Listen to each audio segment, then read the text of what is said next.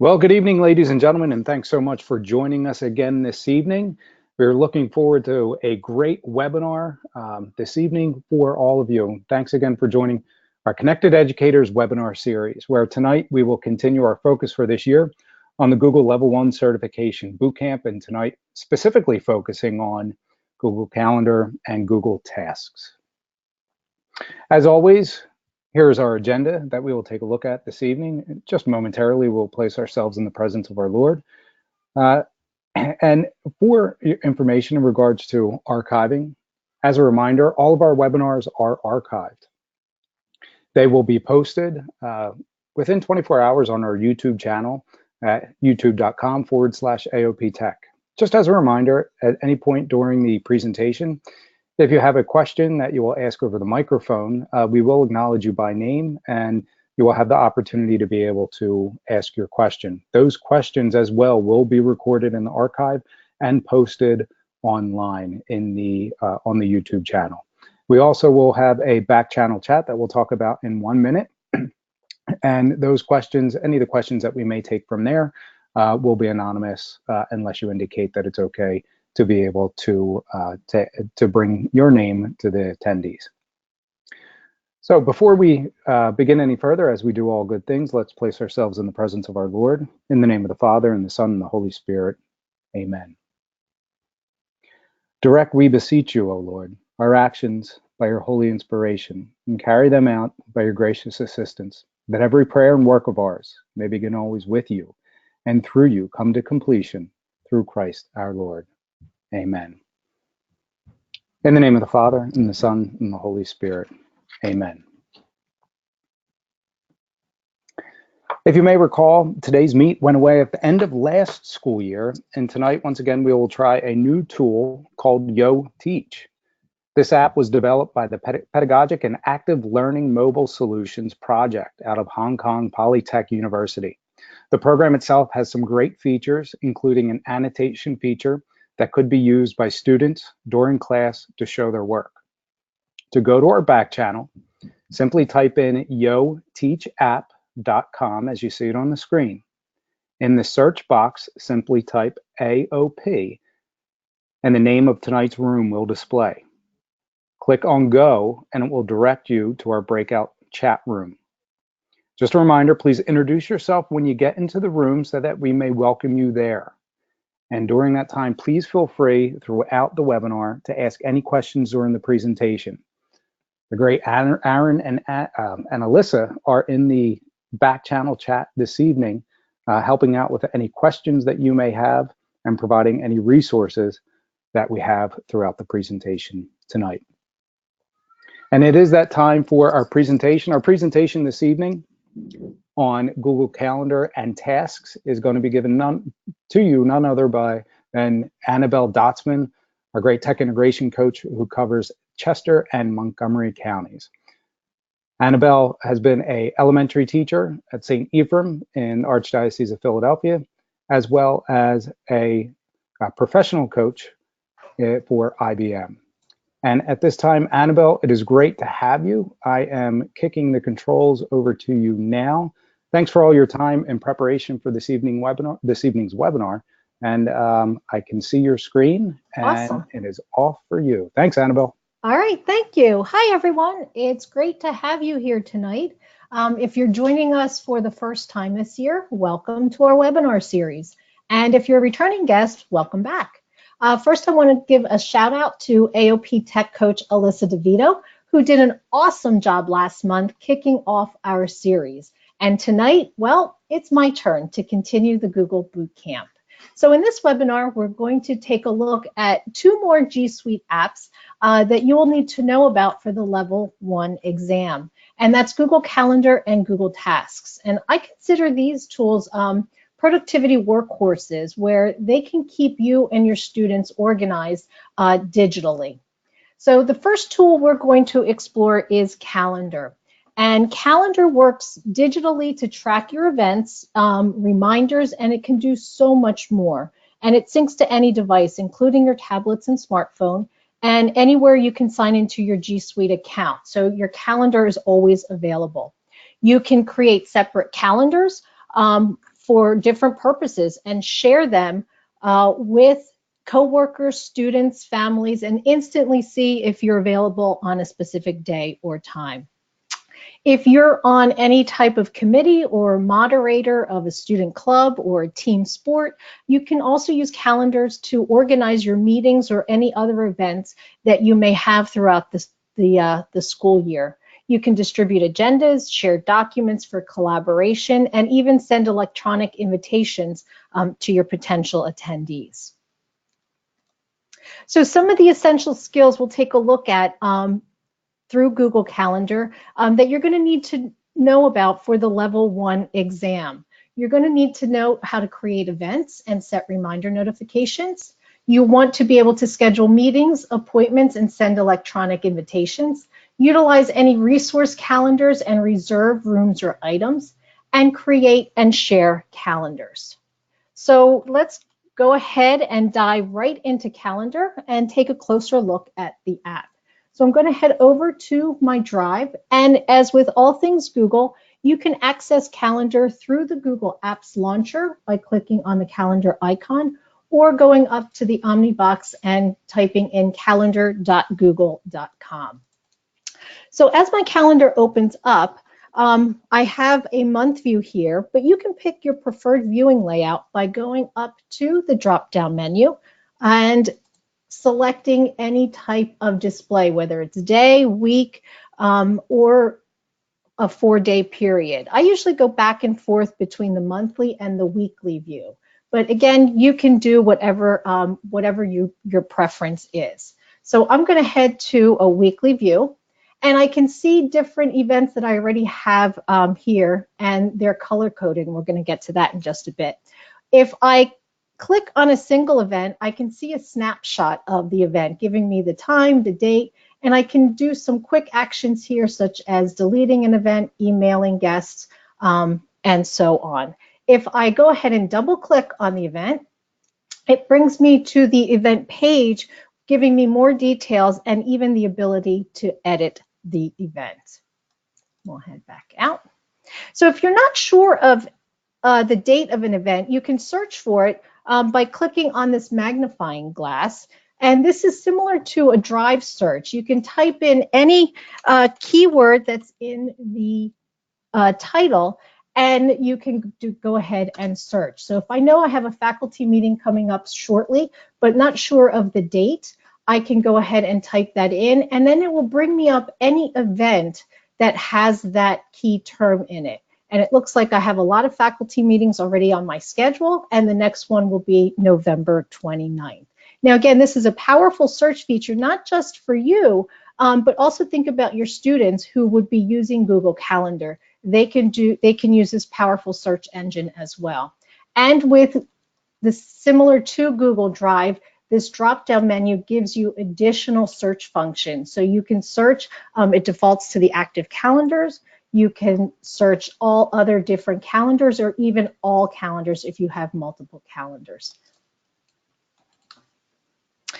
So if, depending on your current calendar view, you can also use these arrows here to toggle back and forth between consecutive weeks, months, or day.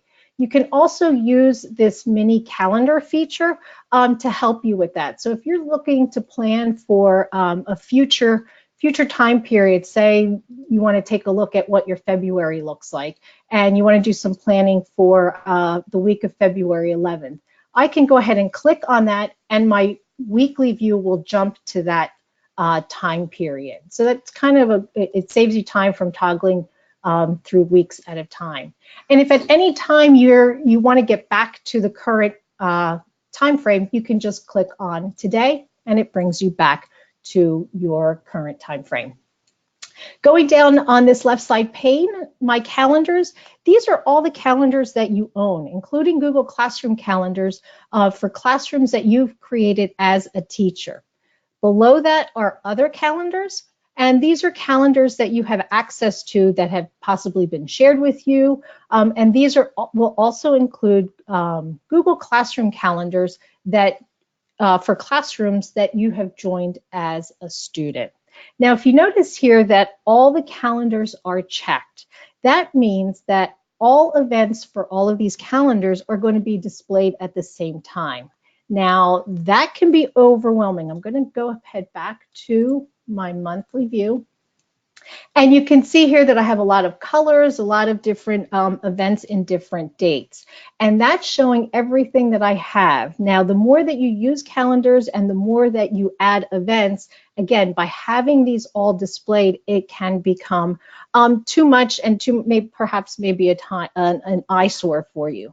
So what you can do is you can choose to display certain calendars or maybe even a calendar at a time. And it's as simple as unclicking those boxes. So as I start unclicking, I'm taking away some of those events. So at this point, the only calendar events that are showing are my default calendar.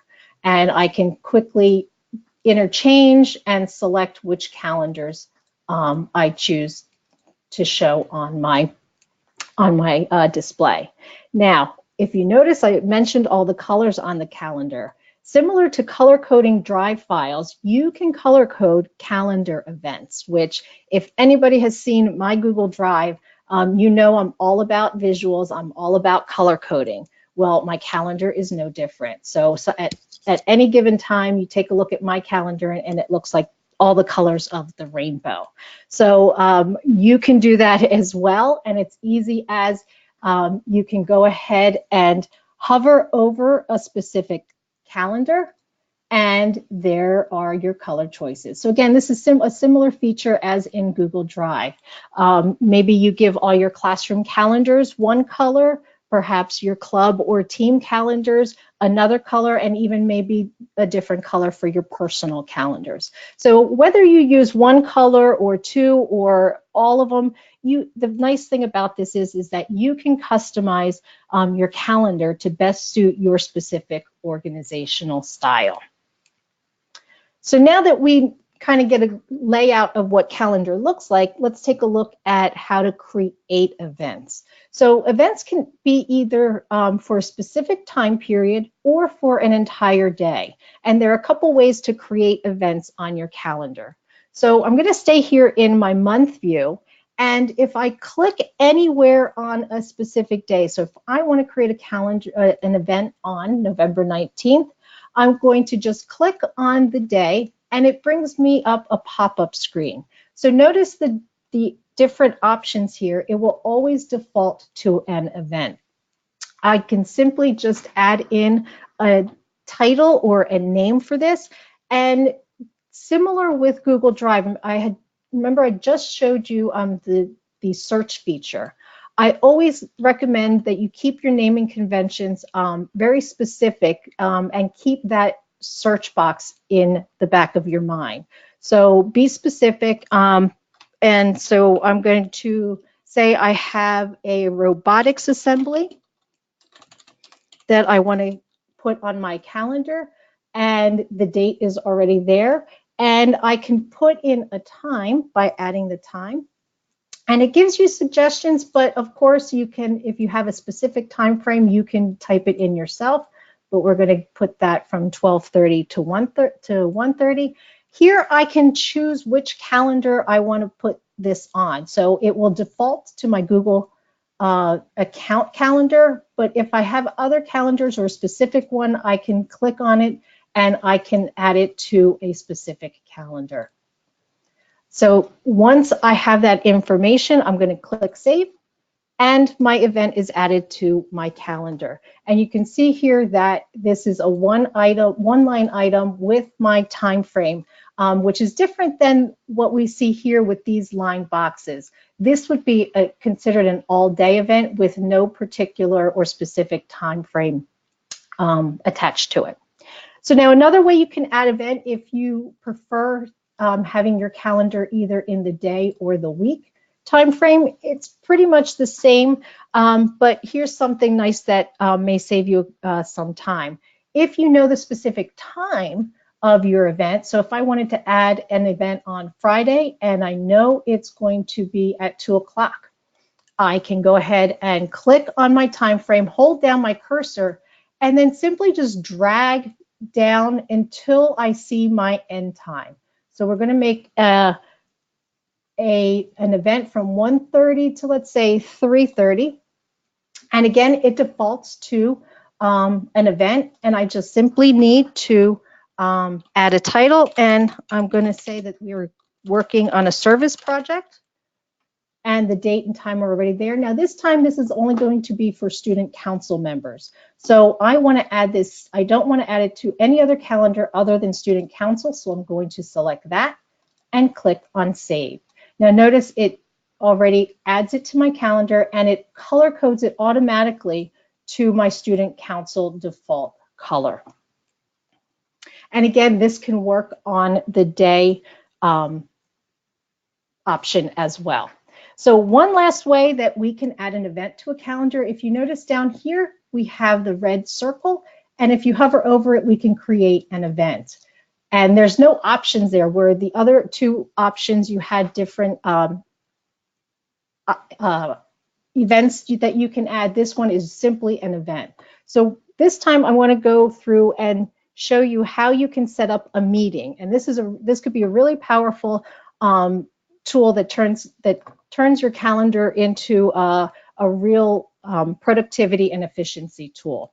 So I'm going to create a STEM lending library meeting because we are in the middle of getting ready to launch our lending library. And if you are, you can head over to aoptech.org to check out our lending library page as we launch it the week of January 21st. Sorry for that shameful plug. So I'm going to go ahead and set up this meeting, and I'm going to make it for the 19th, and we're going to make it a 2 o'clock meeting, and we'll let it go for that time frame. Now, if I wanted to make this an all-day event, I can click this here. Now, this is where if you happen to have an event that is going to be reoccurring, you don't have to go and create separate events. You can go ahead and click on this drop-down menu and then select how this event is going to occur. If none of these options work for you, you can click on custom, and then you can customize that event. And what that will do is it will add it to all the dates on your calendar automatically. So that's a quick time saver. But we're not going to do that right now. I'm going to leave that on does not repeat.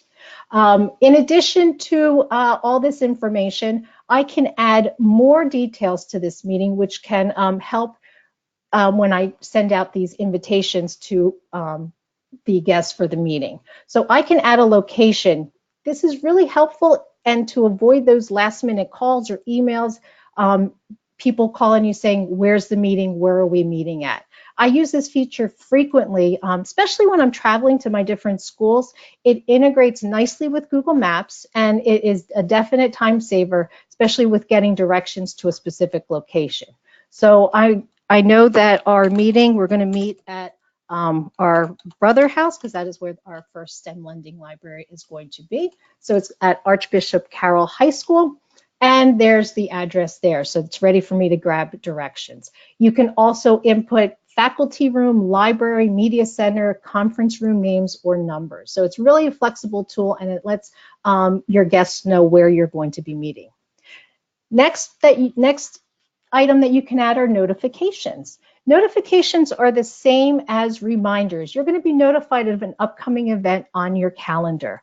There's two options for setting notifications. You can either get an email or a pop-up if you're logged into your account on a browser.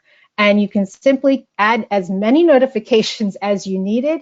You can set how far in advance you want the notifications and the time frame. So if you want days, minutes, weeks, and you can have as many notifications as you want, and they could be different. So if you want to start out with an email 1 day prior, you can do that. And then you can have a pop-up, perhaps maybe an hour or so on. So it's really up to you, but it's a nice feature. If you really want to make sure that you don't miss an event, you can set these as many as possible. There's really no limit. Here you can select your calendar. So again, just like we did in the previous examples, you can select which specific calendar you want.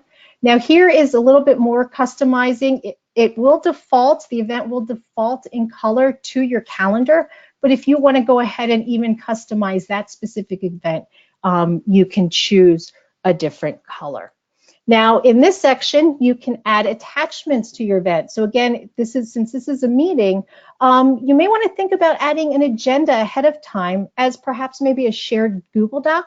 That way, participants can add any relevant information before the meeting starts, and everybody can start on the same page. You can use that same shared document to record minutes, take notes, and even add action items for follow-up. It is really a great way for meetings to stay on topic and run smoothly. Our team uses this regularly for our meetings, and I definitely would recommend it.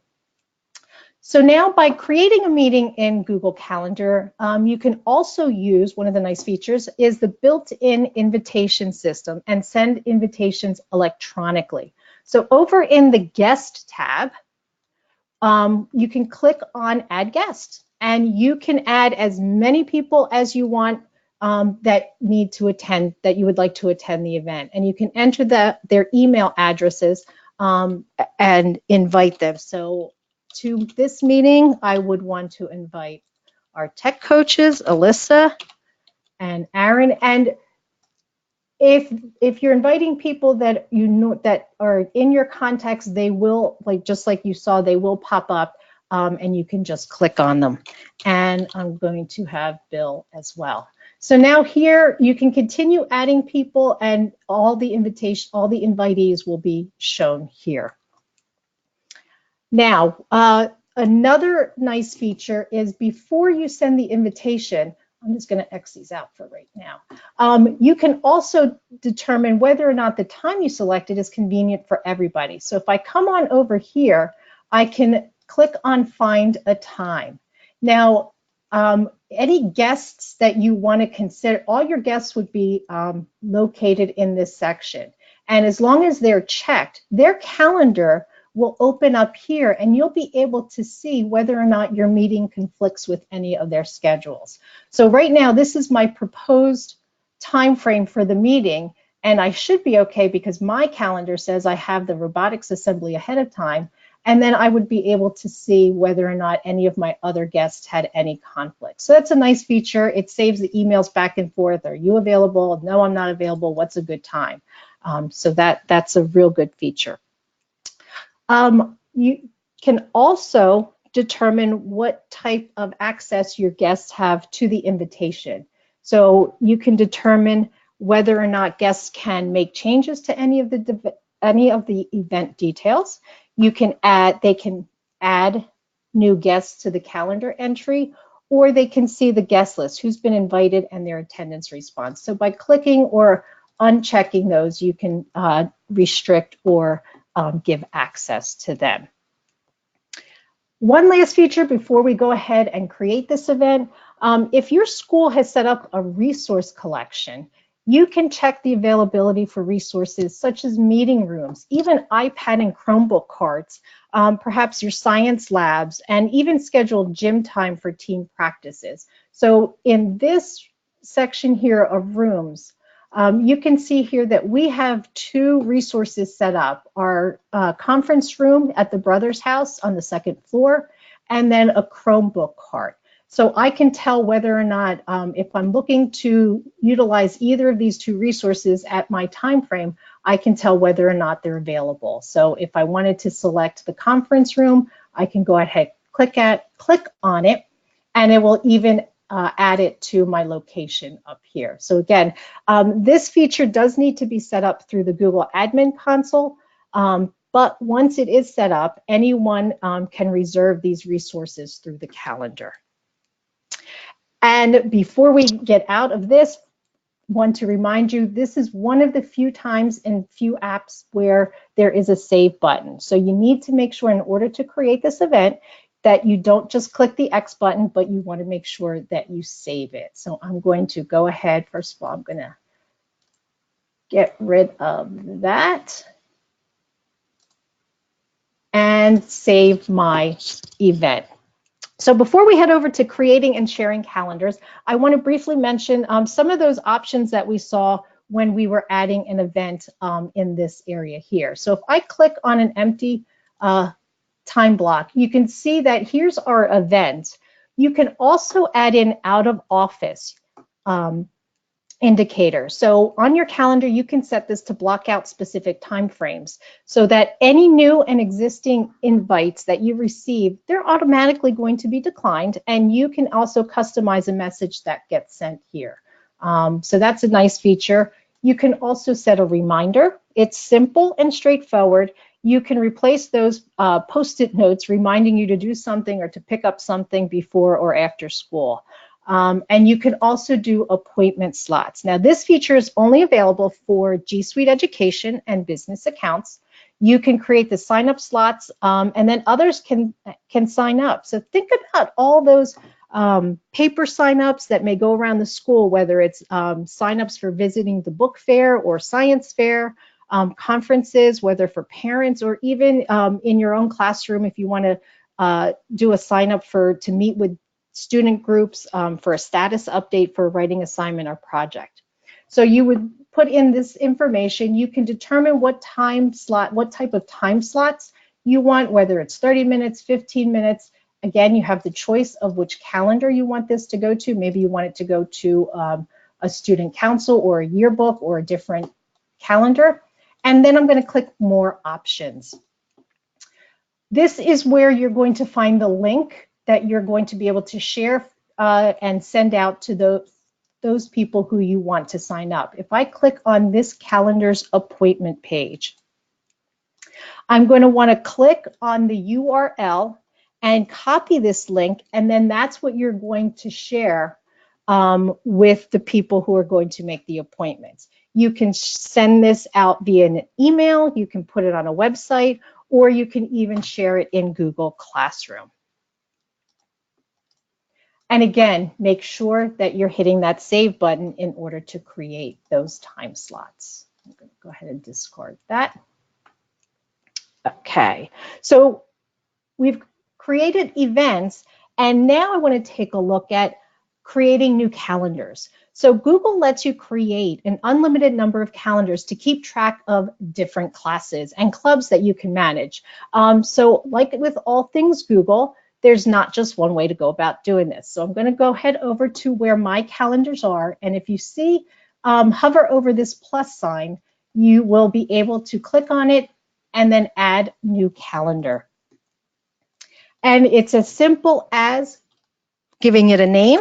Let's say I am in charge of Reading Olympics, and I want to create a calendar so that all my participants are able to track everything, meetings, and different events. You can add a description, giving information, and create calendar. And it's telling you down here that the calendar creation is in progress.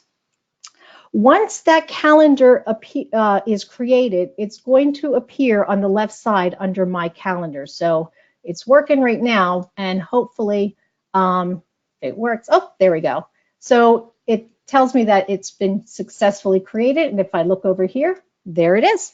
Now you can go in and customize this. It's going to automatically give it a color, but again, if you want to change that, you can. You can set all the different permissions. So if I click on it, I will be able to go ahead and set all the different settings. And if I scroll down quickly, here is where we can share calendars, and you can do this with any calendar that you have created and that you own. So here's your access permissions for sharing. And it's similar to sharing permissions that you have in the Google Docs and slides and sheets and so on. So you can have a calendar be made public.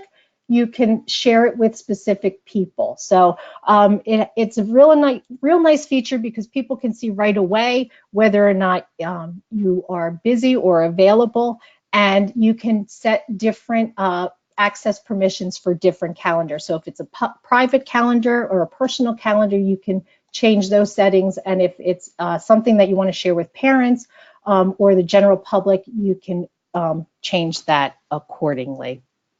Let's head back. All right, so that being said, with calendar, I want to go ahead and go back and to check in with Aaron and Alyssa to see how we're doing out in the back channel.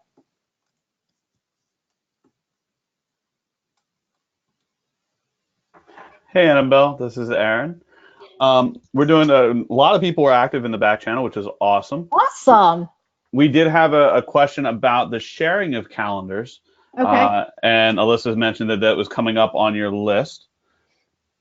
And so how can people see other people's calendars within their school and externally? Okay, well, if you head back, I'm going to go back to, let's say I want my Reading Olympics. Whoops, nope, I don't want to do that.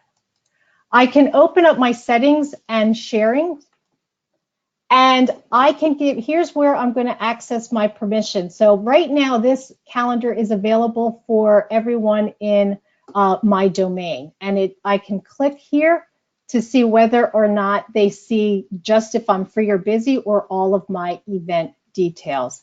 Then I can also share with specific people. So if I want coworkers to have access to my calendar, I can click here, right here, and add people. And I can do that by inputting their email address.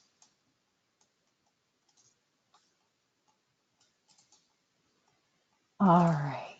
Hopefully. A great idea that, oh, sorry. That's okay. Go ahead. That just came in was using a Google Calendar for car line and lunch duty schedules. So Oh, I love that. I know, I do too, especially lunch duty. That might be a really great way to make use of a shared calendar within your school that really makes sense for everybody, and then everybody can layer it on top of, assignments or events they have in their own calendar. So that was a great suggestion that just came in.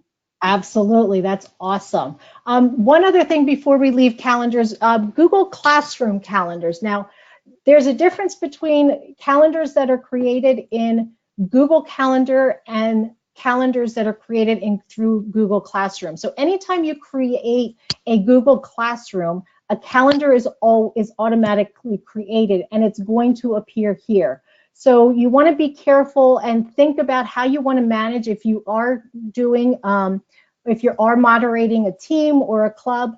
Think about whether or not you're going to create a classroom, and if so, you're going to have a calendar already created and it will show up here. The other thing, the difference between calendars in Classroom and in strictly Google Calendar, if you want to add events other than assignments to a Google Classroom calendar, you have to come and add the event through Google Calendar. So the only thing that will show up automatically through the Google Classroom calendar are assignments. But if you want to add anything in addition to that, you need to do it through the Google Calendar and then select it through this list here. So hopefully that makes sense. If not, I can go over that again. All right, so to finish up and wrap up this Google session, we're going to take a look at Google Tasks. Tasks is a simple, straightforward to-do app, and you can keep track of must-do items, due dates, and deadlines. It's basically, I like to think about it is like having a Post-it note in your back pocket. It was previously only available through menus in Gmail and Calendar, and this summer it was launched as a standalone Gmail app that can be accessed in now Gmail, Docs, Slides, Sheets, along with Google Keep. So if you'll find the tasks icon in the right side panel in Calendar. So if you take a look here, it's already showing. If it's not showing, you might want to take a look down at the bottom, and you will have an arrow here. So if it's not showing, go ahead and click on this arrow down here, and your side panel should appear. You'll be able to see here's the Google Keep icon, which is an awesome app. We've talked about that in previous webinars. And then here is the task icon, the blue circle with the pencil. So if I click on the icon, you'll get the task bar. And right now I have no task, but you can create a task for anything. If you need to do something really quick, it's a really simple tool. So all I need to do is click, and it's really a simple to-do list. It already has the checkbox next to it, so you can mark it complete once it's finished. So if I need to confirm a speaker for an assembly, I can just type that, and it's done. That's it. That's all there is to it. There's no bells and whistles. I can also add a date to this. So if I go back into my task, I can click on that pencil, and I can add details. So if I know the phone number and I'm going to need to have that, I can put that in there. I can add a date, and if I'm assigning a task a due date, that will automatically add it to my Google Calendar. So if I say I want to do this by the 21st, it will automatically appear. And if I go ahead on over to the 21st, it should appear. Let's see if I refresh this.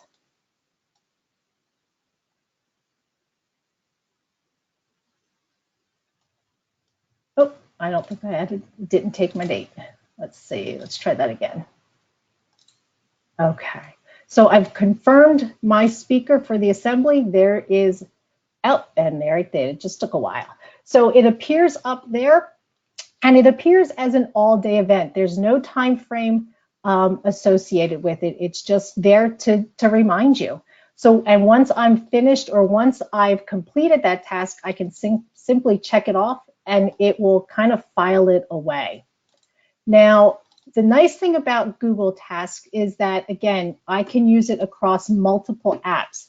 So if I go to, I'm going to head on over to my Gmail, and I can access those same tasks here, and I can create tasks here as well. Here's my sidebar too. There's my Google Calendar, Keep, and now tasks as well.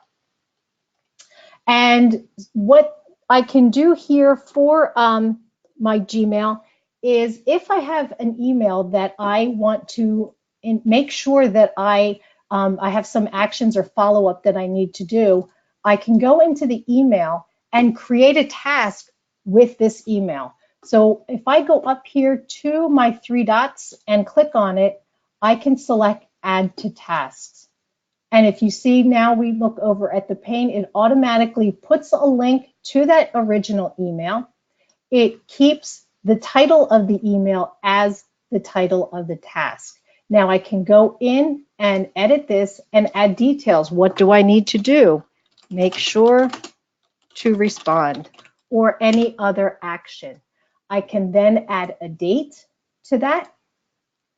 Now here I can add subtasks. So if I have a task that I need to do, but I also have other steps, I can add subtasks, which are similar to bullet points. So I can say create doc, and I can go on and create as many bullet points or sub actions as well. Research, event, and so on. So it's a really neat feature, but again, it's not very complicated. So it's simple to use. Last thing that I want to show you, which I think is really cool, if I know that I want to get back to an email right away, or a couple days from now, I can click on the email and simply drag it over, and you can already see it knows what I'm going to do. It says drop to create a new task. It simply moves it over there, and the task is already created for me. Now, one thing I do want to note is that when an email or Gmail is put into task, it's not deleted, it's not thrown away from your Gmail. All it is a link to that original email. So when you create that task, a link's automatically going to be attached to the task.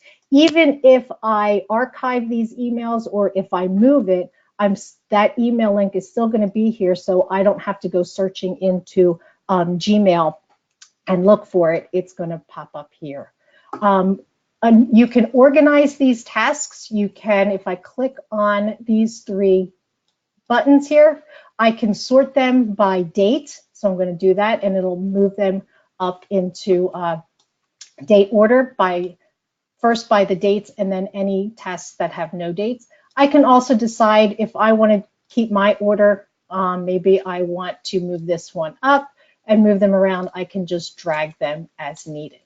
One other organizational feature is you can create different lists and organize your tasks by list. So if you have a classroom list, if you have meetings list, or again, if you're going by clubs or organizations, you can create those kinds of lists. You will automatically have a default for my tasks, and you can also create a new list. And it's simple as just giving it a name, and then you can assign any of these tasks a list.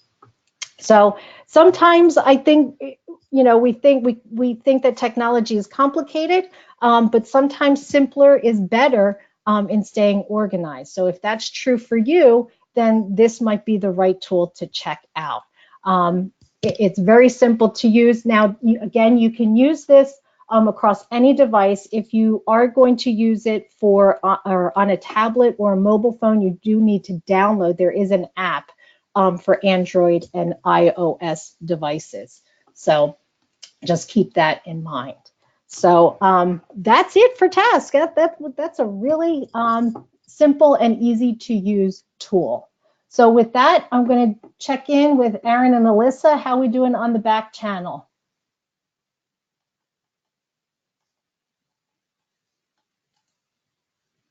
Hello. Had to find that unmute button. It takes a second there. So we've been having a lot of lively discussion on the back channel, particularly regarding calendar, liking the ability to see the availability of people for invites to make Awesome. it a little bit easier there. We've been talking about how to share a Google Classroom calendar publicly, or a calendar in general publicly. And looking at some of those settings to make it easier to embed into teacher websites. So great discussion and happening in the back channel. Awesome, fantastic. Well, again, keep those questions coming, and we'll continue to answer those as we continue the webinar. So thank you, everyone, for joining us, and hopefully you've gotten some good tips with calendar and tasks. So Bill, I think I'm going to turn it back over to you.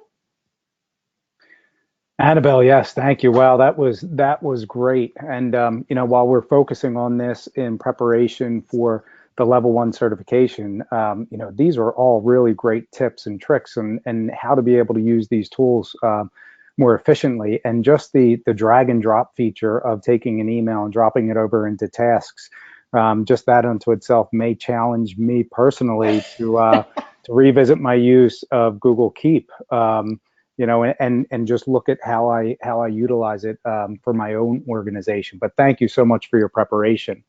And at this point, we're going to turn to our cool tool feature. We're very lucky this evening to have with us Mrs. Michele Kiss. Michele is a 6th or 8th grade teacher out at St. Patrick's School in Malvern. She is in her 14th year teaching and her 4th year itself at St. Pat's.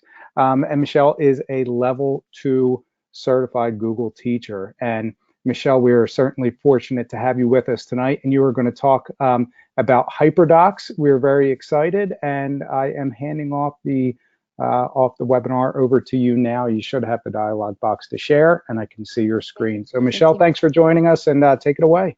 All right. Well, thank you guys for having me. Like I said, Bill mentioned, this is my 4th year in the Archdiocese of Philadelphia. I actually moved here a few years ago. And when I first went to the Tech Academy, the first year, I actually went to a seminar went to a session on Hyperdocs. I was not, I'm gonna move this over to the side. I went to it, I learned a little bit about it, but it really didn't process in my brain how I could use that. I'm specifically a math teacher. I teach 6th through 8th grade math. So I didn't really know how I could use this. And I ended up coming across the Hyperdocs book, the Hyperdocs handbook, and started reading that and finding some really interesting ways that I can integrate this into my math classroom. I know finding technology or ways to integrate technology into math is something that is not always the easiest thing to do. So I'm going to go through and show you a little bit about what Hyperdocs are, but also explain to you how I use them in my classroom. So I'm also going to talk to you a little bit about the benefits and how to get started. So first off, what are Hyperdocs? Hyperdocs are a little bit difficult to describe because it's not just a digital worksheet with a bunch of links. You could set them up in any way that you want, but the idea is to create this really fantastic lesson plan and integrate the students into it. They're, as we have here on the screen, they're transformative. They're ways to inspire inquiry, collaboration, blended learning, engaging the students into the classroom, not just having them sitting there listening or just following along on a screen. The way that I really find them useful is that I can differentiate. In my classroom, I have students that are, even though we teach honors math and I have honors and regular math classes, even within those classes, I have students who struggle with maybe their fraction operations, while others excel at that. So I can then take a lesson on fractions and differentiate what I give them in the classroom. So a hyperdoc is a Google Doc, a Google Slides deck, a Google Drawing, a Google Site. You can use them in or create them in any of the Google Suite apps. There are a couple of different templates that I'll show you, but feel free to use your creativity to meet your classroom's needs. Well, the one I'm going to show you from my classroom doesn't necessarily follow one of these templates, but it is a way to get you started, so you can see what they look like. So the most common ones that I have found in searching for them have the different parts. There is the 7-step model, which is on the screen on the left. On the right, there's a shorter version of the exact same model. The idea is to engage students, to let them explore, let them explain. And so it's not that you're just delivering information, you're having them give information back. Let them apply their knowledge, share their knowledge, not only in the virtual world through Backchannels, but also you could do some collaboration in real life. Allow them to reflect, and the thing I like the most is to let them extend for those students who maybe excel while others still need some remediation. That's a way that you can meet the needs of those students.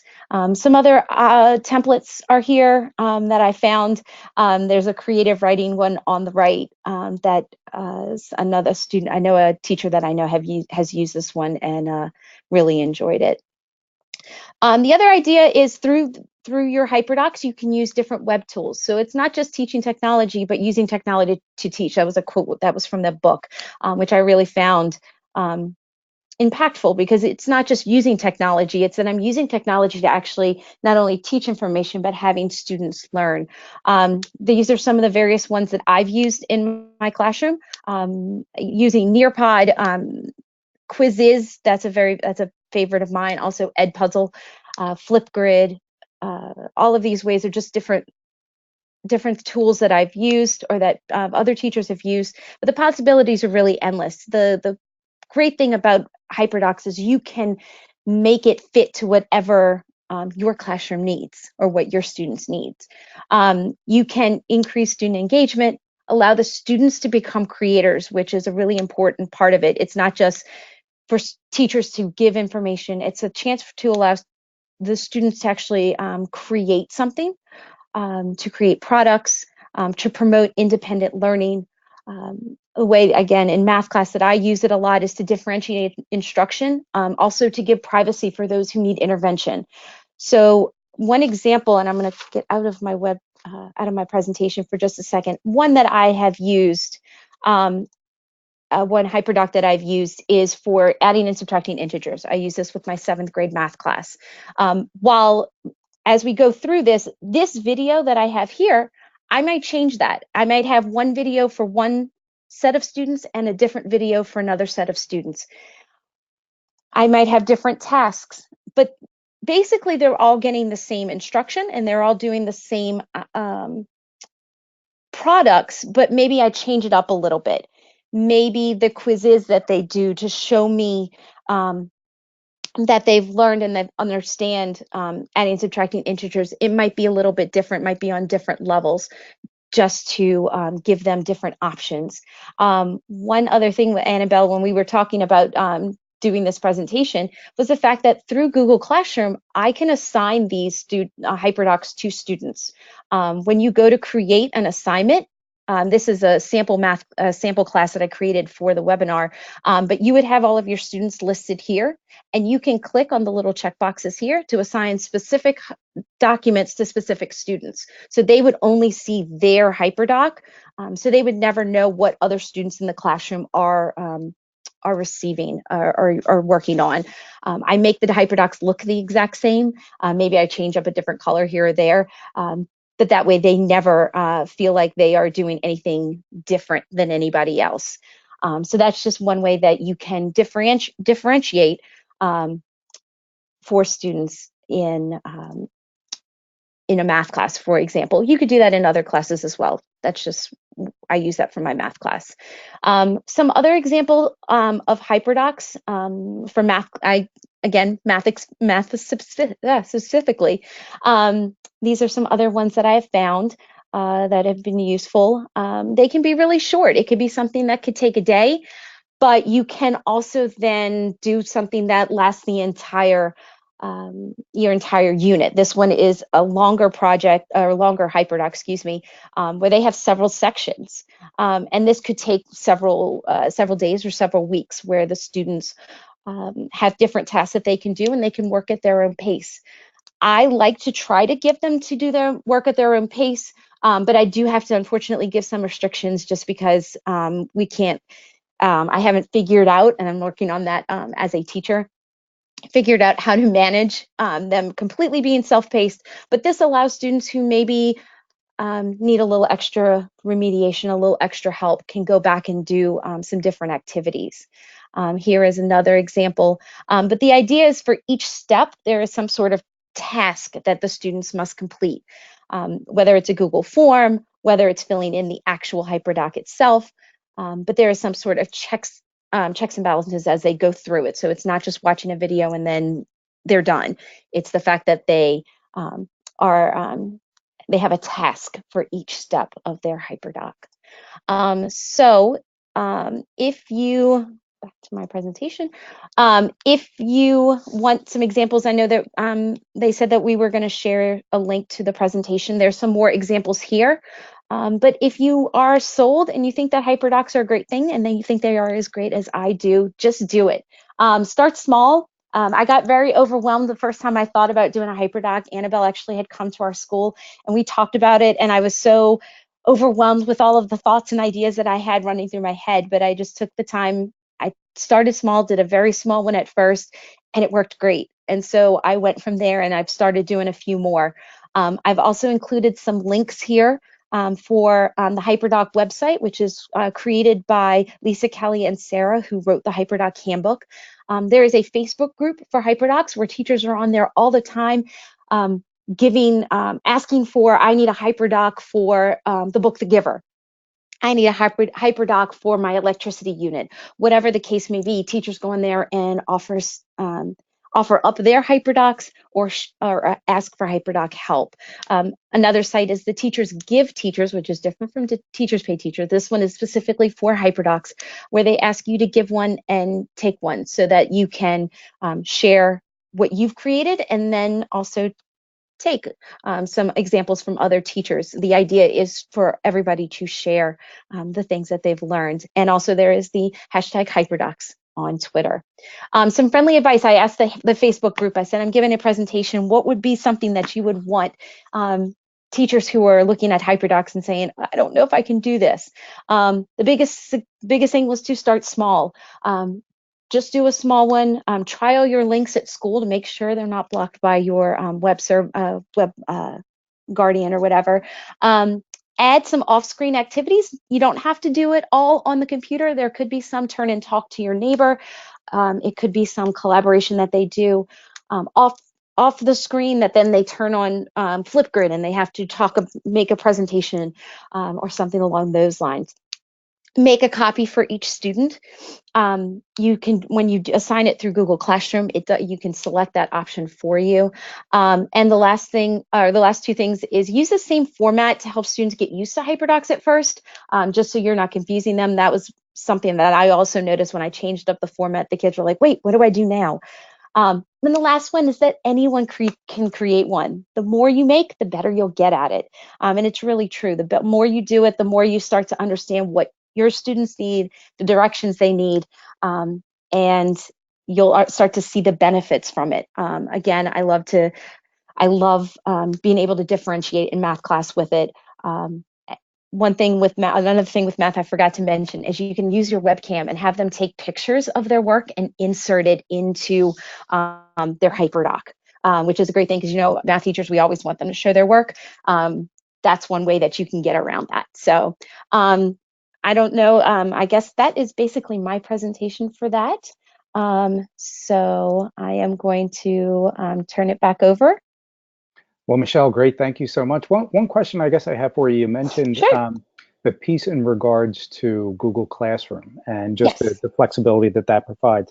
How much have you really found that Google Classroom, I guess, eases the management of not only creating the Hyperdocs, but more so sharing them out and then the differentiation with your students? It really has helped because when you assign it through Google Classroom, it goes into a folder in your Google Drive. So all of them are organized in your Google Drive that way. You also have the organization that within Google Classroom, when you click on that assignment, there is the option to see all of your students. You have all of your students listed there, and you can click on each one of their names there. But it really helps with the differentiation because I can keep up with who is doing which assignment because it lists it just at that assignment. So if I wanted to assign it to John, Joey, and Emma, which are my 3 kids' names, I wanted to assign them version A, and then I wanted to assign Becky, Carolyn, and Rich assignment B, I can do that. And I can see which students are doing which assignment. So it really helps to organize the paperwork without actually having the paperwork. So it really organizes everything for me. Well, that's great. Thank you. Thank you for your time in preparing for this tonight to show your cool tool. I certainly appreciate it. I'm going to pull back the presentation from you so I can get my screen back up. And while I'm doing that, Alyssa or Aaron, anything from the back channel that we might want to highlight at this point in regards to Hyperdocs?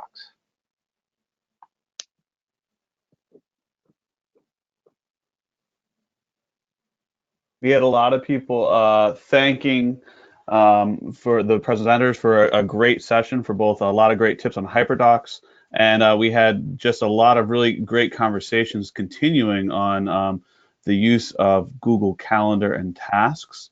We popped in there. There are a couple questions about actually creating a Jeopardy board. So it was really interesting to see the back channel chat, how as people's needs and questions, and people were jumping in and answering each other's questions. So it was also a great tool that can also be used in the classroom as well, as in addition to calendar, tasks, and Hyperdocs as well. Awesome. Well, thanks, Aaron. I appreciate that. And I want to echo the thanks both for Annabel and for Michele for all your time and preparation for our webinar this evening. And as always, for you for attending this evening. I know this is time out of your evening. As you see the slide on the screen now, certainly we encourage not only for you to follow the AoP Tech department on all the social media outlets, but encourage you to do so, because while we cannot be at your schools every day, certainly we are always here to be able to support you, whether you are a teacher in the classroom or an administrator that is looking to add things to your school. We are here to be able to support you, and whether it may be some updates that we are able to push out via Twitter or Facebook or the Remind group, or resources that we're able to add to our website, aoptech.org, or to the YouTube channel. We are certainly here to be able to support you. And as we begin to close, we certainly do want to encourage you to join us in January. This evening is the last webinar for the calendar year of 2018. And we will be coming back once again in January, starting on Wednesday, January 9th. We will be hosting our next webinar, continuing in this preparation for the Google Level 1 certification test. And Aaron Heinz is going to lead us in focusing on Google Sheets, another great tool for Google Sheets. And February, Annabelle is going to be back to lead us in YouTube. But as you see, in January, not only is Aaron going to lead us in looking at Google Sheets, but we have another great tool, EdTech tool in Flipgrid. And Flipgrid, I know, is one of my favorite tools to be able to use in the classroom. So we certainly encourage you to join us in January. Visit our website, aoptech.org, to be able to register. And again, I want to thank everyone who presented this evening, and for Aaron and Alyssa for your time in the back channel. And thanks most especially to Annabelle and Michele for presenting. Thanks everyone for attending, for your time this evening. I hope you have a wonderful and blessed Thanksgiving and your preparation leading into the Advent and Christmas season. Certainly look forward to the opportunity to be able to connect with you online and face-to-face. Thanks everyone. Have a great evening and take care.